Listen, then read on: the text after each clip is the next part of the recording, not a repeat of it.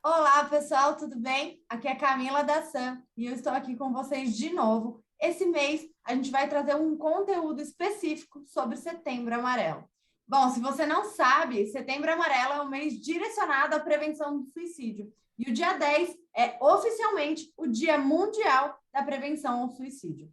E para falar um pouquinho sobre esse tema, a gente trouxe a Mara Magalhães. Mara, seja bem-vinda. Se apresenta para o nosso Obrigada. Soares, fala um pouquinho de você para a gente.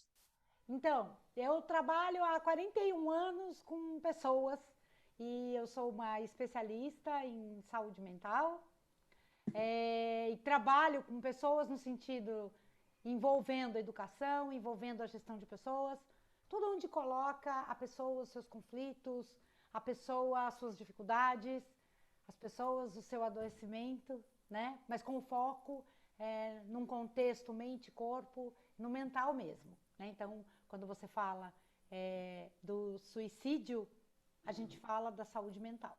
Né? Então, o suicídio ele é anti-saúde mental. Então, são 41 anos, é, 38, 39 mil horas de atendimento a pessoas, dou aula em universidade, sou coordenadora de pós-graduação, e que envolve exatamente o ser humano, tanto o ser humano enquanto intervenção, família, psicoeducação, quanto profissionais que se desenvolvem para cuidarem de seres humanos. E dentro da instituição, dentro da organização também. Né? Então, trabalhar com esses conflitos, trabalhar com um melhor desempenho, contexto de melhoria, que hoje é a base do funcionamento, da mão de obra, vamos dizer assim, das empresas no geral. Muito bem. Bom, para a gente falar um pouquinho mais sobre esse tema, vou direcionar nosso papo com as perguntas, mas sinta-se à vontade para abordar dentro do tema o que for necessário. A primeira pergunta que eu quero te fazer, né, para a gente começar a falar sobre esse tema importante, é que nós sabemos que o suicídio é um tema bastante delicado e que poucas pessoas gostam de falar sobre isso. Porém, é um tema muito relevante, principalmente dentro do cenário que a gente tem vivido, né? Qual é a importância do Setembro Amarelo? O Setembro Amarelo, ele traz, num primeiro momento, a conscientização do suicídio como é, um comportamento doente, disfuncional de um indivíduo qualquer. Né? Então, o suicídio, quando ele passa a vida, ela passa a ser encontrada na morte, né? Porque quando você pensa no suicídio, conscientemente falando, né? Porque eu tenho suicídio que eu, eu lido com as minhas mortes, vamos dizer assim, de uma forma inconsciente. Então, esse é um outro cenário. Quando eu falo da morte enquanto solução para a minha vida, ele é um comportamento proveniente de como um sintoma, como um ponto de uma patologia qualquer. Não existe suicídio sem uma patologia por trás. Né? Seja um transtorno psicótico, seja um transtorno do humor, seja um transtorno grave de ansiedade, ele está por trás disso. Então, falar do Setembro Amarelo é falar da saúde mental, é falar da importância da gente cuidar da gente, de olhar, desse olhar interno, esse olhar interior, né, para nós mesmos, e dentro de um pseudo, não tem equilíbrio, né? O que é um equilíbrio? Mas é assim, dentro desse balance entre eu, a minha vida, meu corpo, a minha relação com as minhas frustrações e as minhas dificuldades. É isso. Muito bom. Bom, e aí a gente traz uma pergunta que é bastante importante, porque quando a gente fala de algo que não é muito disseminado, é difícil para as pessoas entenderem o contexto, né? Como a gente consegue identificar alguém que precisa de ajuda e corre algum tipo de risco de suicídio? Então, o suicídio, ele é o último ponto, né? O suicídio, ele é, vamos dizer assim, a cereja do bolo, é o final.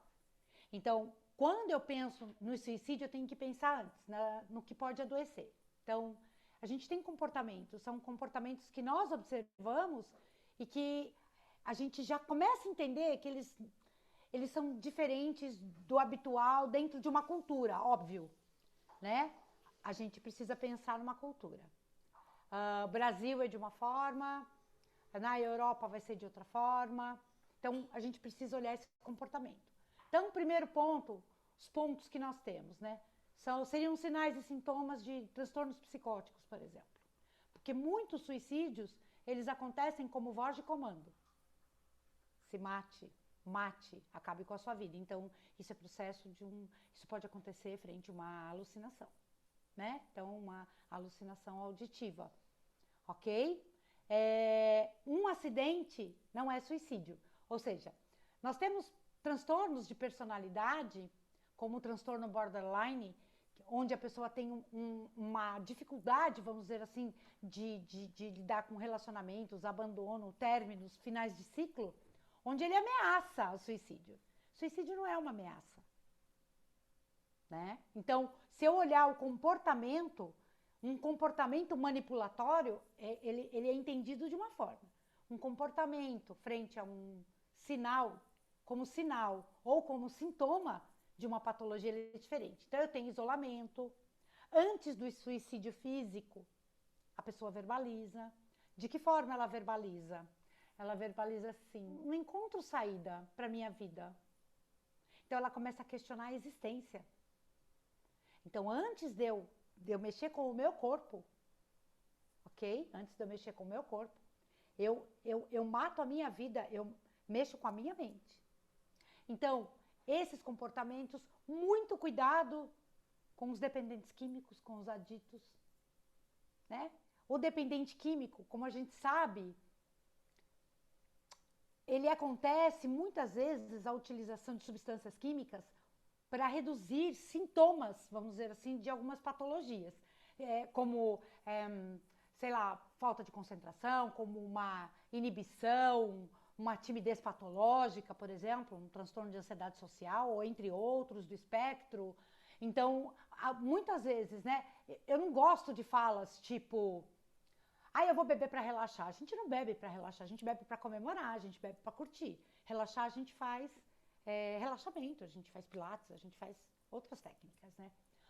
Então, substâncias químicas, elas são muito, assim, utilizadas para reduzir sintomas. Só que aí a gente tá com uma comorbidade, né, que a gente chama. Porque eu tenho uma patologia de base, ou um transtorno de humor, uma depressão, uma ansiedade grave, ou um transtorno psicótico, me utilizo de substâncias e aí eu fico dependente dessas substâncias.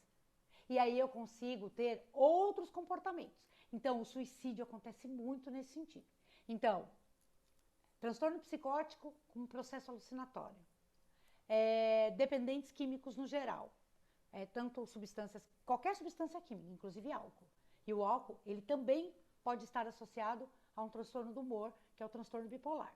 Então, a gente tem aí uma conexão entre um e outro. E transtorno do humor. Então, é assim, sensibilidade na pessoa é igual dente. Eu costumo utilizar isso como exemplo, né? Tem gente que não pode tomar gelado, né? Que sente no dente. E sensibilidade nas pessoas também, ela tem esse ponto. Tem gente que tem uma sensibilidade de 0 a 10 e tem gente que tem uma sensibilidade de 0 a 8. Então, isso também pode afetar. Os conflitos, eles estão na nossa vida para serem solucionados. Ponto. Quando o caminho da solução é acabar com a minha vida no concreto, é porque naquela mente, naquela emoção, a solução da vida, ela não ocorreu. Então, eu digo que o suicídio, ele não é uma brincadeira, suicídio, ele não é isolado.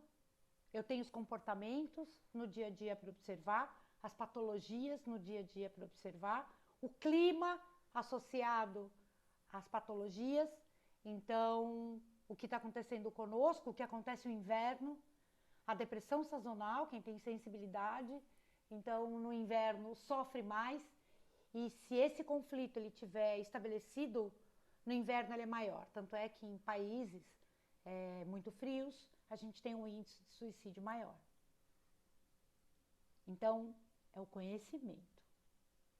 O que a gente precisa é o conhecimento. Quais os sintomas de depressão que levam ao suicídio? Uau!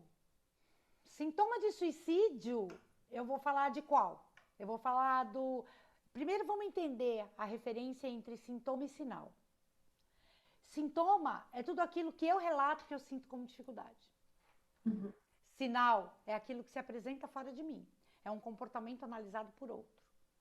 Então, esse é um olhar que a gente precisa ter. Então, quando você fala sintoma, a gente fala das queixas.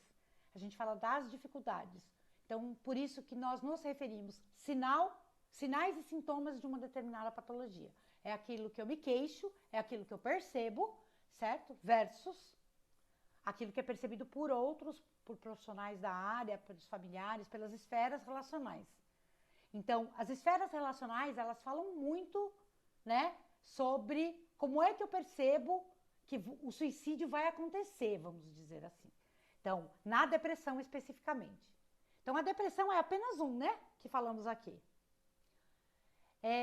Existe uma combinação que a gente pode chamar de bomba molotov para o suicídio, que é assim. Cognitivamente, a depressão, ela tem um sinal de orientação para passado. Okay. Então, falar do passado, então, cognitivamente, a minha atenção, ela fica para o passado. O que eu fiz, o que eu consegui, onde eu errei. Então, essa é uma parte. Por isso, nos processos de intervenção específicos para algumas patologias, inclusive, principalmente, a depressão, que é um transtorno do humor, a gente precisa aprender a orientar do presente para o futuro. Falar do passado para portadores de transtornos depressivos é reforçar a depressão. Então, essa combinação, passado, como eu lido com conflitos e erros, como eu lido com finais de ciclos, afeto, aceitação, rejeição, e como é que eu projeto isso para o meu futuro. Sempre assim, a nossa mente, o nosso corpo, eles são bárbaros assim, eles funcionam para a vida. Então, quando você estuda, quando você se aprofunda, tudo na gente funciona para garantir a nossa vida.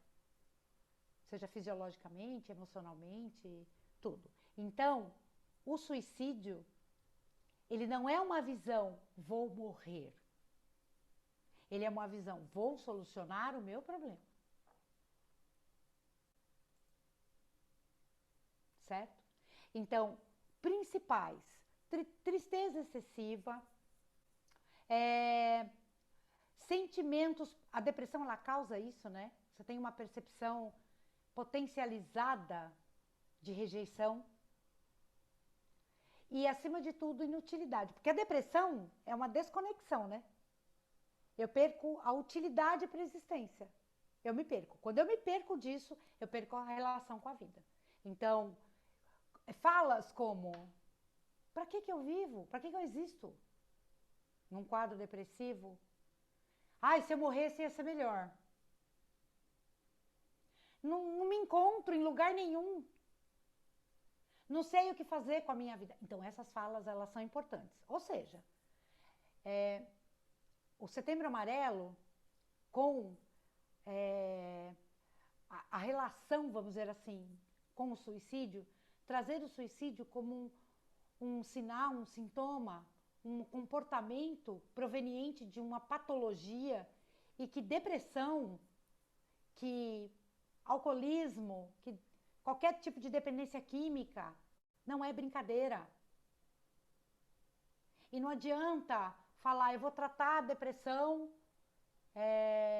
indo para a estrutura religiosa, indo para o caminho religioso, indo para a homeopatia. Não adianta, eu posso incluir isso, mas eu tenho um tratamento específico.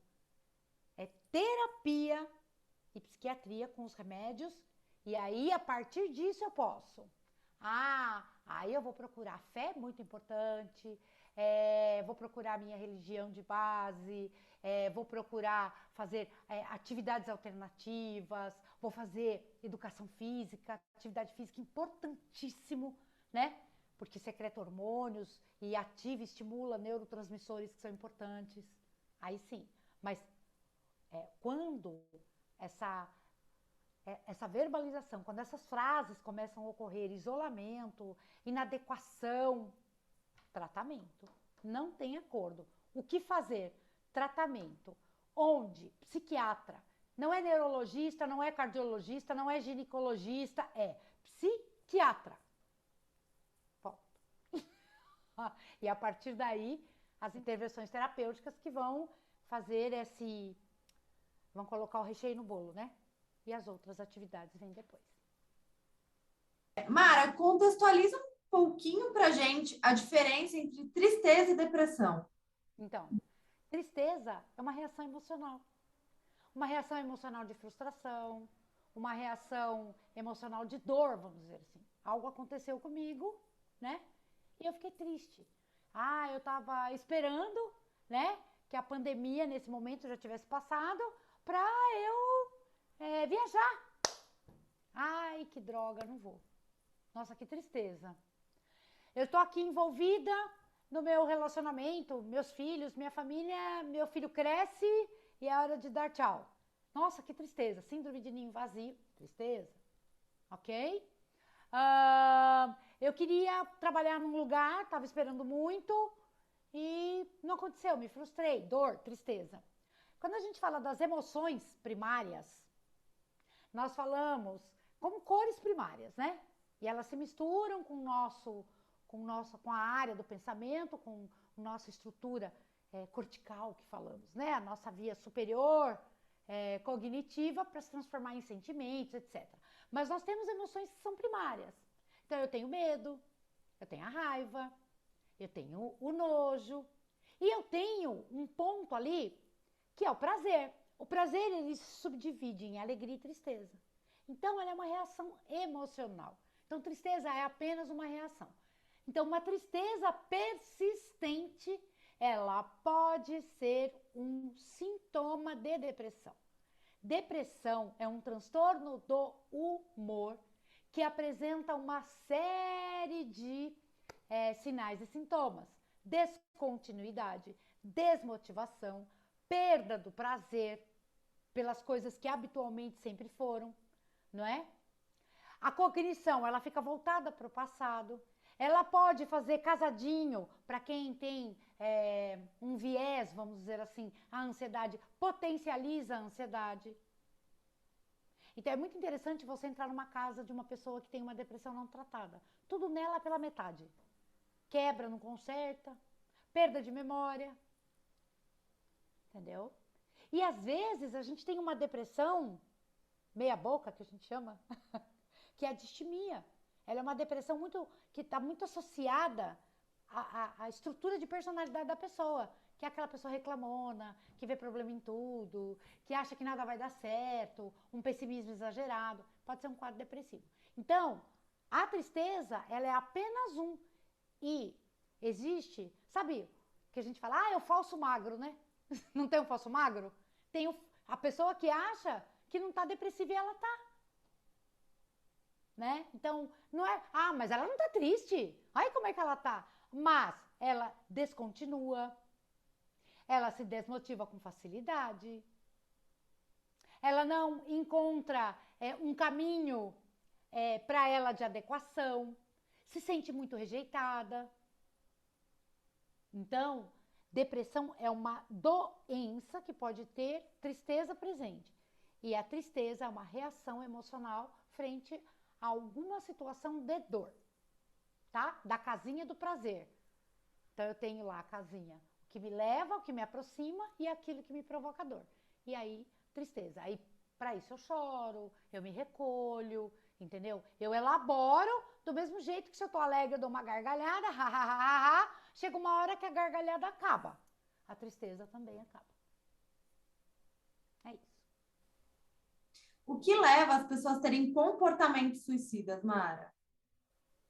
Então, o que leva é ter uma doença. Muitas vezes, os familiares, eles quem convive com portador de transtorno mental e não tem esse conhecimento, vamos dizer assim, porque muitos transtornos mentais, o comportamento da doença mental, ele é confundido com aquilo que eu percebo do outro, né? Então, por exemplo, se eu tenho lá um transtorno bipolar, um comportamento, um sintoma do transtorno bipolar é a pessoa, por exemplo, ela não lida direito com o dinheiro. Ela não sabe, ela gasta mais, ela tem em processos de mania, hipomania, então ela tem uma estrutura diferente. Então, muitas vezes isso é associado à pessoa como uma pessoa descontrolada, a pessoa não tem controle. E, na verdade, isso é uma doença. Ou uma hipersexualidade. Ah, essa pessoa não tem caráter. E não é isso. Né? Então, a informação ela é tudo. Então, o comportamento suicida, ele é um comportamento frente a uma doença. De novo, não existe suicídio sem doença. E a família se cansa. Então, eu vou contar uma história para você agora, no Dia dos Pais. Não é? Um menino de 27 anos, rapaz, dependente químico, tá? Dependente químico. Ele perdeu a mãe. E o pai, ele se sentia rejeitado e abandonado pelo pai. Ele perdeu a mãe. Um mês e meio. No Dia dos Pais, ele se suicidou. Eu preciso dizer como esse pai tá? Sob tratamento. Então, ele já vinha falando? Já. Então, primeira coisa que eu tenho que observar. Os comportamentos, eles estão para além da minha interpretação e o significado que eu ponho neles.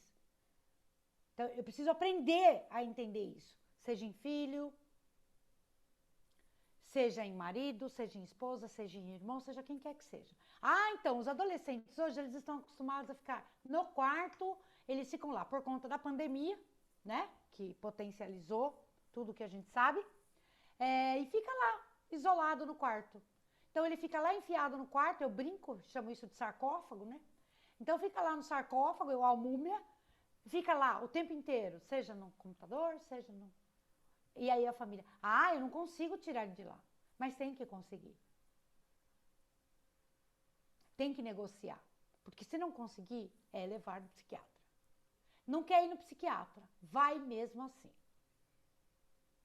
A gente tem um comportamento um pouco assertivo na área de saúde mental, porque quando você tem uma doença sistêmica, coração, rim, etc., você tem um desconforto, você sabe que aquilo não é seu, aí você fala, quer dizer, uma parte, tem gente que não vai no médico, mas uma grande parte vai, precisa ir no médico, tem alguma coisa errada. Quando isso acontece na mente, você perde o discernimento. Então, é quem está ao seu lado. Então, aquilo que eu ponho significado, aquilo que eu acho que está esquisito, mas que eu não aguento mais, é aquilo que tem que ir para o médico. Então, isolamento, ele pode ser um sinal de um transtorno psicótico. Esquizofrenia, por exemplo. A pessoa é mais quieta, é mais na dela. Então, a gente fala, né? Vai no médico, faz uma terapia, tem todo um tratamento aí por fazer, e a gente brinca e fala assim, vamos colocar os sintomas psicóticos, que alucinação, delírio, para dormir. Delírio são histórias que eu invento que estão fora da minha realidade. Isso chama delírio. Alucinação, aquilo que eu vejo, aquilo que eu escuto e aquilo que eu sinto que não existe. Que só existe na minha cabeça, né? Então, assim, isolamento. Então, os sintomas, eles estão dormindo? Eles estão dormindo. Então, eu vou cuidar para que eles não acordem. Acordou, eu tenho que cuidar, eu tenho que ver. A pessoa começou a se isolar, a pessoa começou a não querer sair, começou a não querer encontrar pessoas, né? Ela começa a se afastar da esfera social. Somos gregários por essência, somos interdependentes do meio. Quando eu começo a tirar isso, quando isso sai, eu preciso olhar. Então, assim, o que exatamente? Verbalizações. A vida não faz sentido. Não sei o que faço nessa vida. eu preciso olhar. Quem tá, se é um amigo, se é um familiar, eu já preciso olhar. Eu preciso dar, é ao contrário. Ah, e lá vem ela reclamar de novo. Lá vem ele falar do mesmo assunto. Não.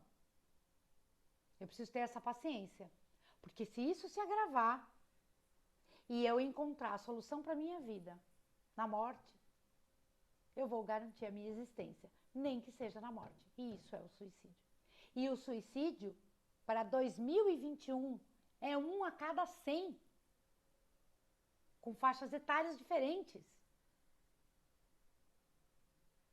Cada região de uma forma, cada cultura apresenta isso de uma forma. Então, a sociedade é uma questão sanitária. E a sociedade precisa olhar por isso. Porque quem é portador de qualquer uma das patologias que leva ao suicídio, perde o discernimento. Ok? Então, esse é um ponto. Não existe suicídio sem doença. Então, a gente precisa cuidar das nossas generalizações, dos nossos preconceitos. A gente precisa olhar para o ser humano com mais conhecimento e menos sabedoria, sabe? Eu preciso aprender a reconhecer determinados comportamentos disfuncionais, vamos dizer assim. Comportamentos dentro de uma cultura que eles são comportamentos. Tem que chamar minha atenção, sabe?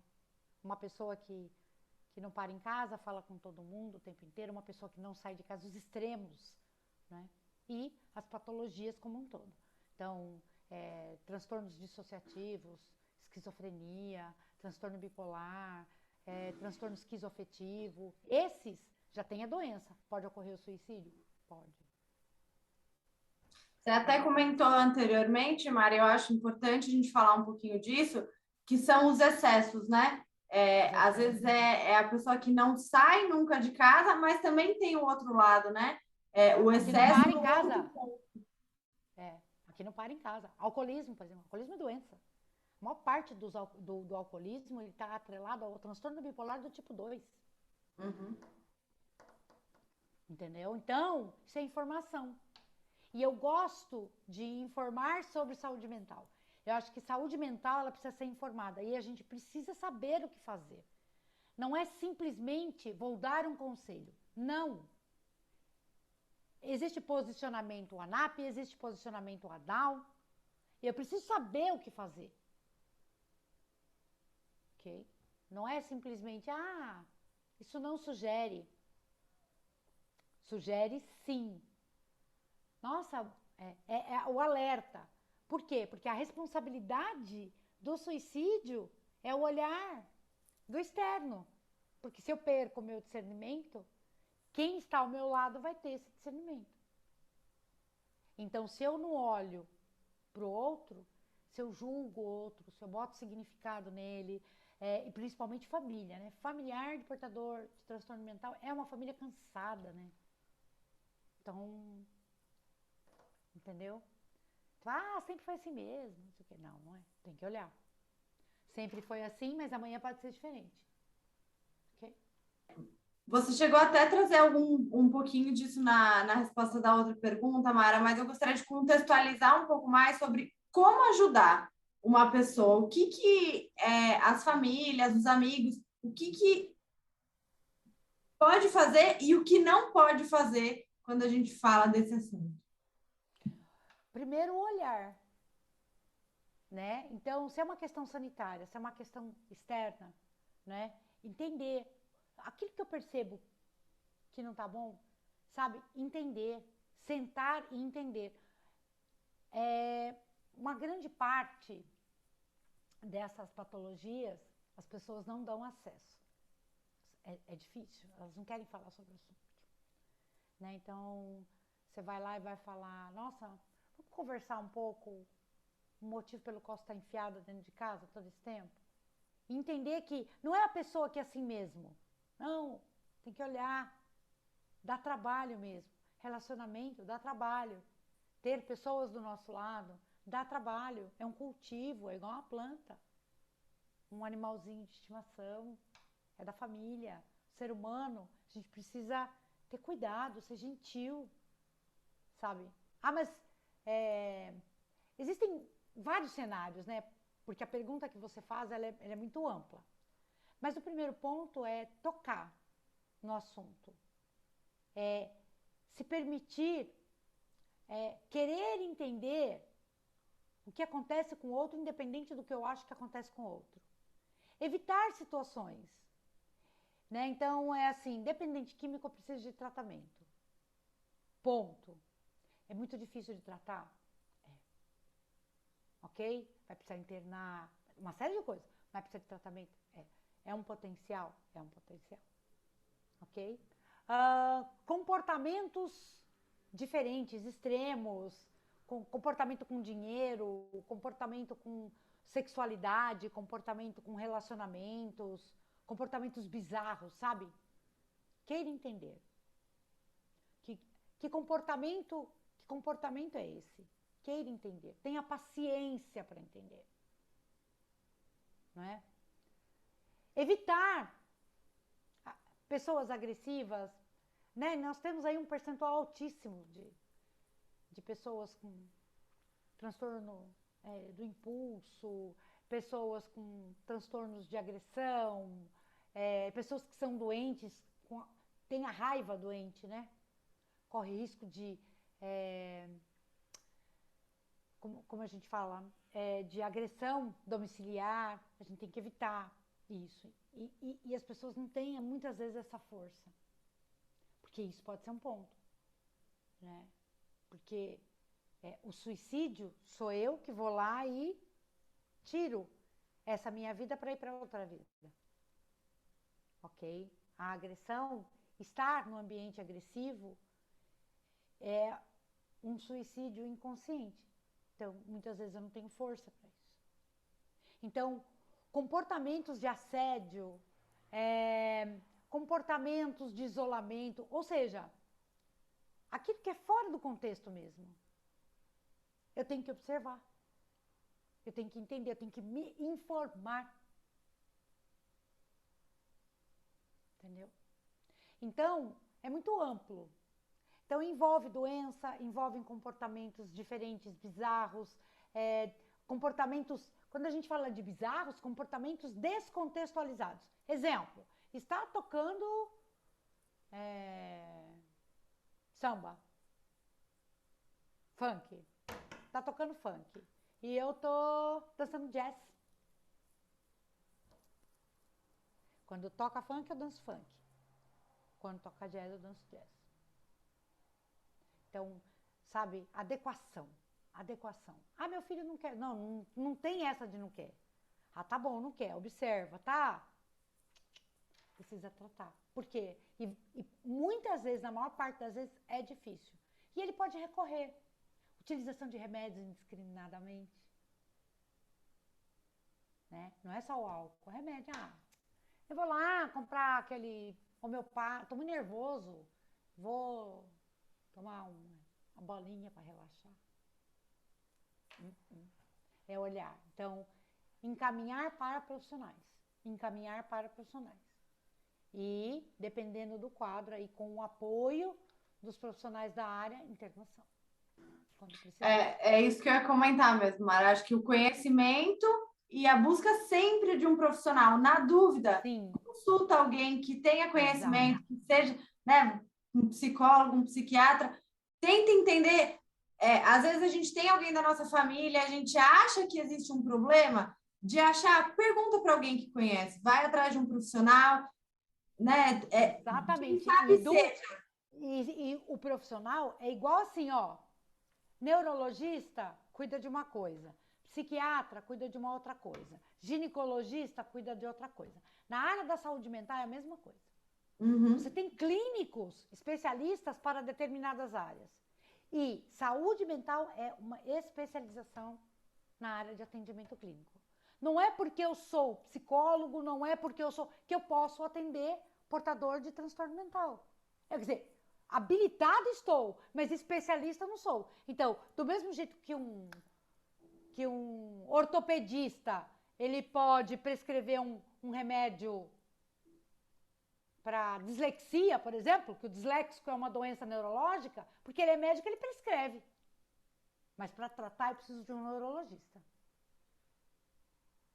né? Sim, muito importante. Então, um déficit de atenção, eu preciso de um psiquiatra. E eu preciso de um tratamento para déficit de atenção. Sim. Então, esse olhar da especialização, ele é muito importante também. Porque muitas vezes você procura um profissional habilitado, normal, psicólogo, profissional habilitado, mas para aquela área ele não é. Então, ele reforça comportamentos. Então, aí às vezes fica aquela sensação, a família já está cansada, fica aquela sensação de incapacidade frente àquilo que está acontecendo. A área de saúde mental é uma especialidade para atendimento clínico, seja na área clínica médica ou na área psicológica. E em outras áreas também. Eu posso ser um especialista em saúde mental em áreas de apoio, né? A área de saúde mental é uma especialidade. Bom, e para a gente fechar nossa entrevista, falando um pouquinho mais sobre o Setembro Amarelo, Mara, conta para a gente um pouquinho sobre os recursos disponíveis na comunidade, fontes de apoio que as pessoas que precisam de ajuda podem recorrer. Então, o primeiro ponto de apoio é o CVV. Aliás, o CVV, ele não só para a comunidade, como para a pessoa. Quando é divulgado, eles são treinados, né? Eles sabem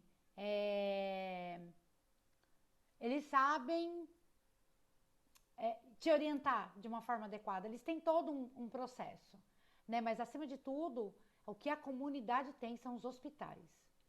Na verdade, é assim, a gente não tem hospitais específicos para a saúde mental. A gente tinha, mas a gente não tem tanto mais. Em São Paulo, nós tínhamos alguns, né? E hoje isso ficou. Existem alguns pronto-socorros psiquiátricos, vamos dizer assim. Mas a orientação é, número 1, emergência de hospital. Muitos deles não estão preparados. Postinho de saúde, que vai fazer encaminhamento. Então, leva para isso. Outro, para as emergências de hospitais comum. Então, você pegar, nós estamos em Sorocaba, estamos em São Paulo, que hospitais eu tenho? Então, quando você tem uma pessoa, né, que já está com uma situação, já é portador de transtorno, você já observa, então você já pode correr, né, para saber onde procurar. Onde que eu posso? Clínicas psiquiátricas, clínicas de saúde mental. Então, como é que eu acho isso? Muito fácil, Google, clínicas de saúde mental, clínicas psiquiátricas. CVV é aquela conversa, né? Então, eu estou aqui, eu vou ligar para o CVV. A gente tem grupos específicos. Então, por exemplo, é uma doença afetiva, eu tenho gruda no Hospital das Clínicas, né? Pro alcoolismo, eu tenho os alcoólicos anônimos. Para dependente químico, eu tenho lá no... Ou seja, eu tenho instituições, mas eu preciso saber o que é antes. Então, por quê? Porque a saúde mental, o que é saúde mental ainda não é muito disseminado, ele é hermético. Imagine, eu comecei um trabalho, logo que eu saí da clínica específica, eu pus uma mochila nas minhas costas e eu fui pro RH. E eu tô falando aí de 2002, 2003. Pelo amor de Deus, comece a olhar para os seus colaboradores, porque as pessoas, quando elas têm uma crise, quando elas têm episódio, elas vão no médico, elas são internadas, mas elas voltam para o ambiente delas, elas são reinseridas no ambiente. E elas vão trabalhar, cara, cadê? Né? Então, é um olhar, assim, ainda falta falar sobre isso, né? Ainda falta falar, eu sou portadora de transtorno do pânico. Você é? Então você não pode começar uma atividade física de uma hora para outra. Porque o ácido lático, o que vai acontecer? Ele pode desencadear uma crise. Você tem que ir devagar. Quem sabe? Então são informações similares ao cardiopata, ao cara que tem hipertensão, que ele não pode comer sal e precisa andar. Ele sabe disso. Agora, se você é portador de transtorno depressivo, você sabe que você precisa tomar luz no rosto?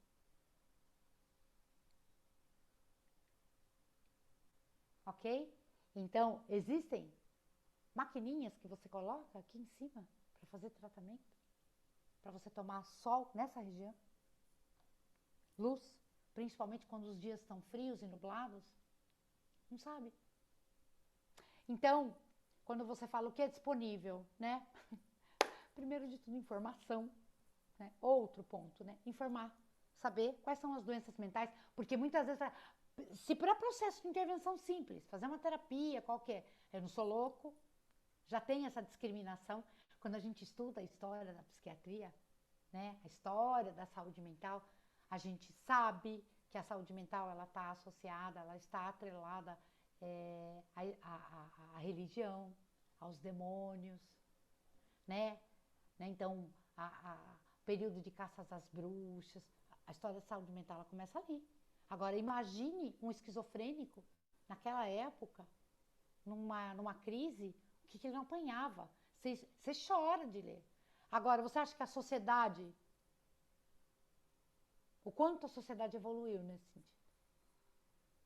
Então, informação, hospital. E quem tem em casa alguém com patologia, sabe, precisa consultar profissionais especialistas em saúde mental. Em caso de, o que eu faço? Né? Então, informar e sempre ter um hospital próximo à mão, né? Porque é para ir para o pronto-socorro como se tivesse quebrado a perna. É para ir para lá. Ok? Respondi?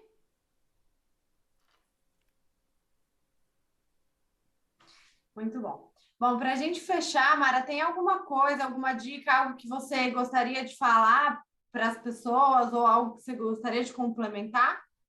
Tem. Saúde mental é saúde como qualquer parte do corpo. É saúde, é um contexto de saúde. E precisa de um olhar mais humanizado, um olhar mais consciente.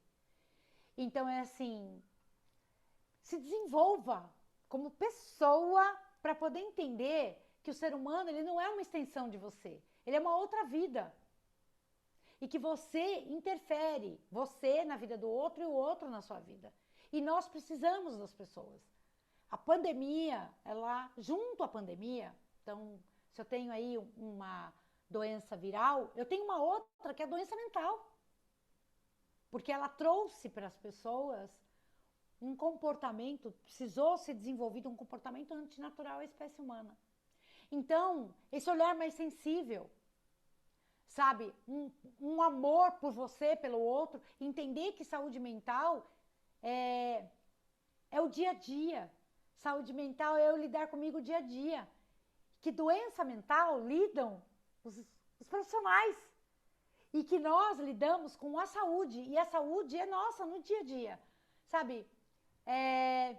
Evitar excessos, aprender a rir de você mesmo, sabe? Chorar quando for que tiver que chorar, aprender a se autoconhecer, né? O autoconhecimento, ele é a chave da nossa jornada.